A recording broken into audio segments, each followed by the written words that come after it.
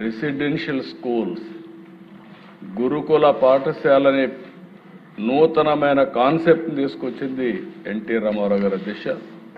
గిరిజన ప్రాంతంలో పిల్లలు స్కూల్స్కి రాలేకపోతే, తినడానికి తిండి లేకపోతే రెసిడెన్షియల్ స్కూల్స్ ఏర్పాటు చేసి ఆ రోజు నిర్వహిస్తే ఈరోజు దేశంలో రెసిడెన్షియల్ స్కూల్స్ వచ్చే పరిస్థితికి వచ్చాయి. మొట్టమొదటిసారిగా మహిళలకి విద్యలో ప్రాధాన్యత ఇవ్వాలని మహిళా విశ్వవిద్యాలయాన్ని దేశంలో ఫస్ట్ టైం ఏర్పాటు చేసిన వ్యక్తి నందమూరి తారక రామారావు. ఇంకొక పక్కన దిశ ట్రైబల్ ఏరియాలో ట్రైబల్ చదువుకోవాలంటే టీచర్లు లేకపోతే బయట నుంచి టీచర్లు పంపిస్తే వాళ్ళు సరిగా ఉండకుండా వచ్చేస్తూ ఉంటే ఫస్ట్ టైం క్వాలిఫికేషన్ లేకపోయినా ఉద్యోగాలు ఇచ్చి తర్వాత వాళ్ళు డిగ్రీ సంపాదించే విధంగా ప్రోత్సహించిన వ్యక్తి నందమూరి తారక రామారావు గారు. ఇలాంటివి అనేక విషయాల దిశ నేను ముఖ్యమంత్రి అవుతానని చూస్తే చాలా కంప్లైంట్స్ వచ్చేటివి, స్కూల్స్ లేవని.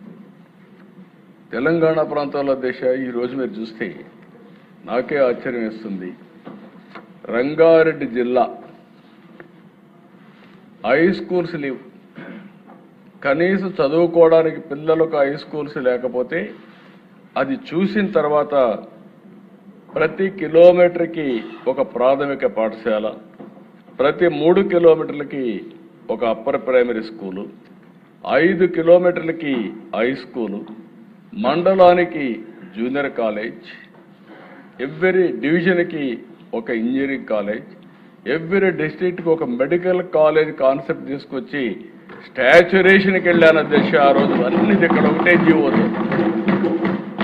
ఇది కాకుండా అదనంగా ఎన్ని కాలేజీలు వస్తే అన్ని కాలేజీలు చేయమని చెప్పి పెట్టాను అధ్యక్ష.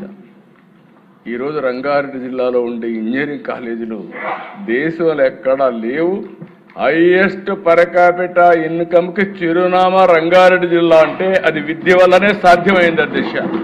అదే ఆ రోజు చూపించిన చొరవ అధ్యక్ష. ఇక్కడికి వచ్చినప్పుడు ఇంకొక పక్కన మీరు చూస్తే ఎప్పుడు కూడా నేను విద్యా ప్రమాణాలు పెరగాలి, విద్యా ప్రమాణాలు పెరగాలంటే మొన్న 19-20 డబ్బా కొట్టుకున్నారు. ఒక్క టీచర్ని రిక్రూట్ చేయకుండా నేను విద్యా ప్రమాణాలు పెంచేశానని చెప్పి ఊరూరు చాటుకునే పరిస్థితికి వచ్చారు. ఇంగ్లీష్ మీడియం పెట్టానంటాడు. ఇంగ్లీష్ మీడియం వల్ల మొత్తం ఏదో మార్పు వచ్చేసిందని మాట్లాడే పరిస్థితికి వచ్చారు అధ్యక్ష. ఇక్కడ చూస్తే 1995, 2024 ఇప్పుడు 25 వరకు మీరు చూస్తే 14 డిఎస్సీలు పెడితే 14 డిఎస్సీల్లో 11 డిఎస్సీలు నేను ముఖ్యమంత్రిగా ఉండే నిర్వహించాను అధ్యక్ష. 11 డిఎస్సీలు నేను గర్వపడుతున్నా. Every year DSC. ఈరోజు పనిచేసే టీచర్స్లో 80% నేను నిర్వహించిన డిఎస్సీల ద్వారా ఎంపికైన టీచర్లే ఈరోజు కాలేజీలో స్కూల్స్లో ఉన్నారు అధ్యక్ష. ఒక్కడొచ్చి ₹1 అవినీతి జరిగిందని ఎప్పుడు చెప్పిన సందర్భమే లేదు. నేను ఒకటే చెప్తాను అధ్యక్ష, నా జీవితంలో మళ్ళీ ఒకటి చెప్తున్నా, నేను ఈ సీట్లో కూర్చున్నంత వరకు ఎవడైనా ఎక్కడైనా తప్పు చేస్తే అదే చివరి రోజు ఆ వ్యక్తికి ఆ విషయం గుర్తుపెట్టుకోవాలి. తప్పుడు ఆరోపణలు చేసే వాళ్ళని ఏ విధంగా చేయాలో మనమే ఆలోచించుకోవచ్చు అధ్యక్ష.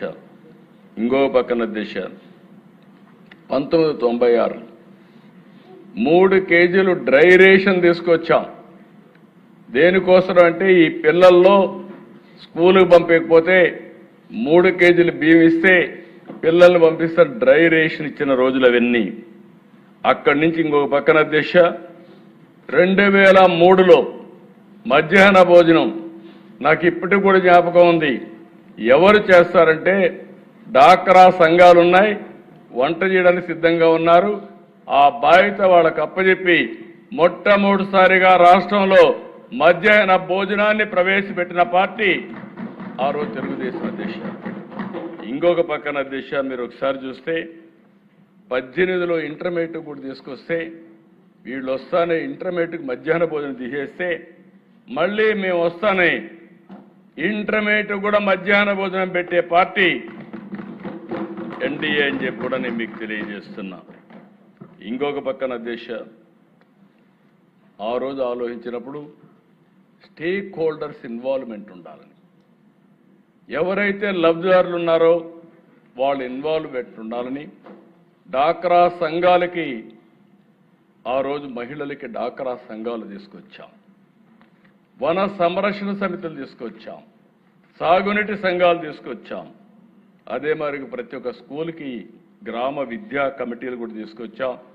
దాన్ని ఇప్పుడు లోకేష్ గారి నాయకత్వంలో మెగా పేరెంట్స్ టీచర్స్ డే కింద మనం సెలబ్రేట్ చేసే పరిస్థితికి వచ్చాం.